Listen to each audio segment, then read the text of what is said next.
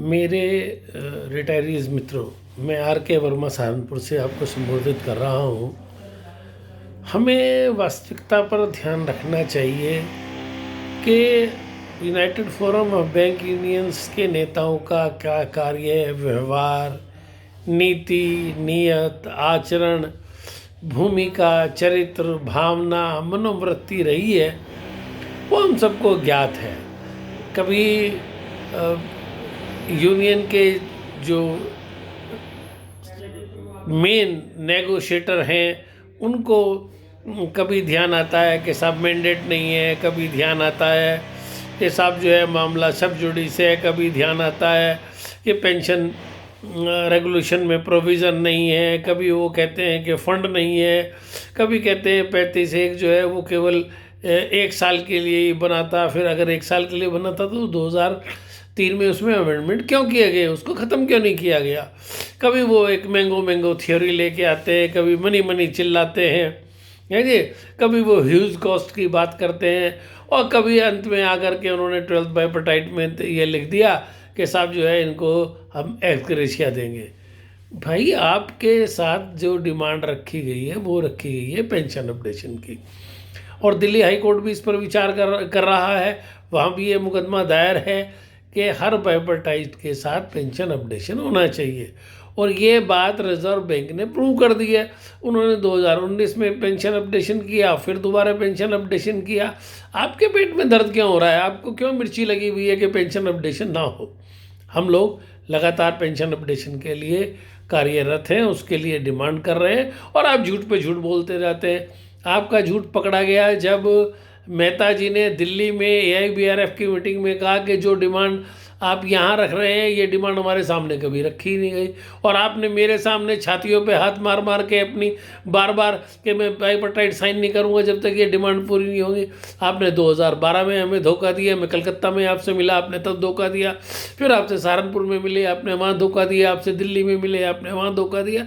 आपका काम झूठ बोलने का, और लगातार झूठ बोलते रहते हैं। हमें आप पे कोई विश्वास नहीं है। आपने कहना शुरू कर दिया ये इंटरिम रिलीफ है। अरे लिख करके दीजिए कि ये इंटरिम रिलीफ है, लिखिए लेटर IBA को कि आपसे ये अंडरस्टैंडिंग हुई है, इंटरिम रिलीफ है, और ये साथ में DFS को भी लिखिए, यूनियंस को भी इन्फॉर्म कीजिए। आप एक पब्लिक के सामने अपना पूरा का पूरा विचार लेके आइए कि साहब ये इंटरिम रिलीफ के रूप में दिया है, और हम पेंशन अपडेशन के लिए IBA से लड़ते रहेंगे। और आप दिल्ली हाई कोर्ट में भी एक एफिडेविट दीजिए कि हमारी यूनियन चाहती है कि पेंशन अपडेशन RBI लाइंस पे हो। अगर आप ऐसा नहीं करते हैं तो हम ये मानेंगे कि आप झूठ बोल रहे हैं। कुछ लोगों को लगता है कि दूसरी यूनियन से बात कर रहे हैं। भाई, क्यों बात नहीं करेंगे? हम सरकार से बात करेंगे। हमने सरकार के पास कई बार हम मिले हैं। हमने निर्मला सीतारमन जी को, हमने उससे पहले जो भी भगवत कराज जी को, जो भी इस मंत्रालय से डील करते रहे हैं, जो हमारे DFS के सेक्रेटरी हैं उनसे, जो IR सेल को डील कर रहे हैं उनसे, सभी से रिक्वेस्ट की है कि भाई हमें पेंशन अपडेशन RBI लाइंस पे दिया जाना चाहिए। कुछ लोग अभी हाल में मनमोहन दास जी से, जो जनरल सेक्रेटरी हैं NOBO के, मिले। उन्होंने कहा भाई हमारे मेंबरशिप कम है, हमारी से कम है, मेन से जो है वो वेंकटचलम जी की, और वही सबसे ज़्यादा गड़बड़ कर रहे हैं। ये बात तो सबको पता है। लोग अनिल चौधरी जी से मिले, जो जोनल सेक्रेटरी हैं, लोग गिरीश आर्या जी से मिले, और वो रिक्वेस्ट कर रहे हैं कि भाई आप हमारी मदद कीजिए। अगर हम किसी से अपनी मदद की रिक्वेस्ट करते तो आपको पेट में दर्द क्यों हो रहा है भैया? आपने तो सही मायनों में रिटायरीज़ का हमेशा नुकसान किया, और जो चीज़ें आज मिली हैं, चाहे वो फैमिली पेंशन 30% हुई हो, चाहे वो जो है 100% DA की समस्या रिजॉल्व हुई हो, वो केवल और केवल एक्टिविस्ट के और सरकार के एक नरम रुख की वजह से हुई है। आपने तो कभी ऐसा दिखाया नहीं। आपने तो हमेशा बाइपर्टाइट में जो कुछ भी किया वो ऐसा किया कि जिससे जो वर्किंग एम्प्लॉई है उनका भी नुकसान हुआ, और स्पेशल अलाउंस का नुकसान आज भी लोग बाग झेल रहे हैं।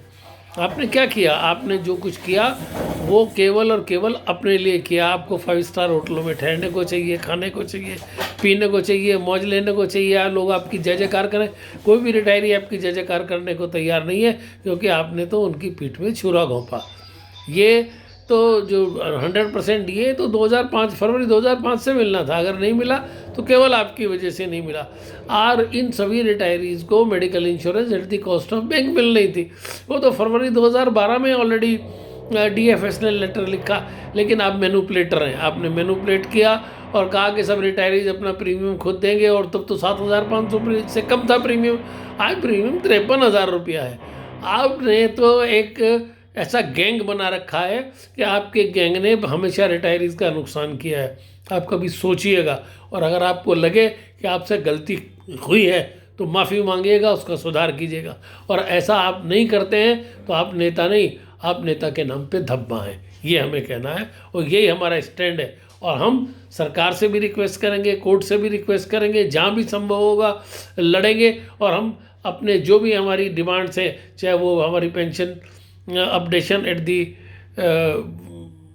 RBI लाइन की डिमांड है, चाहे हमारी वो डिमांड जो है medical insurance at the cost of bank की डिमांड है, बाकी जो ग्रेचुटी और स्पेशल अलाउंस की डिमांड है, हम वो लड़ेंगे, कोर्ट में भी लड़ेंगे, हर जगह लड़ेंगे। तो आप कह रहे हैं आपसे पूछ के कोर्ट में नहीं गए, आपने किसी को जवाब दिया, क्या आप क्या मेरे से पूछ के कोर्ट में गए थे?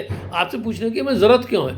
ना आप, हम आपके मेंबर हैं, ना आप हमें रिप्रेजेंट करते हैं, आप क्यों रिटायरीज़ के बारे में बात करते हैं? आप सीधे सीधे कहिए कि अगर IBA को बात करनी है तो वो पेंशनर्स यूनियन से, एक्टिविस्ट से बात करें, न कि आपसे बात करें। आप कुछ नहीं है, रिज़ाइन करिए। अरे बूढ़े हो गए, आप खुद रिटायरी हैं और आप खुद रिटायरीज़ के अगेंस्ट काम करते हैं, आपके ऊपर तो आपको शर्म आनी चाहिए। और अगर नहीं आती तो वहाँ एक समुद्र है चेन्नई में, जाइए और उसमें परमानेंट गोता लगा लीजिए। आपने हमेशा रिटायरीज़ का नुकसान किया, रिटायरीज़ का नुकसान करने पे आप तुले हुए हैं। हम आपकी कोई जय जयकार नहीं करेंगे, हम तो आपको धिक्कार करेंगे। हम तो कहते हैं कि जो रिटायरीज़ का नुकसान करे उसको धिक्कार है, धिक्कार है और धिक्कार है। साथियों, सब यही एटीट्यूड अपनाएं और लगातार इनके खिलाफ लड़ाई का बिगुल फूंक दें। अंत में विजय हमारी होगी। Thank you very much.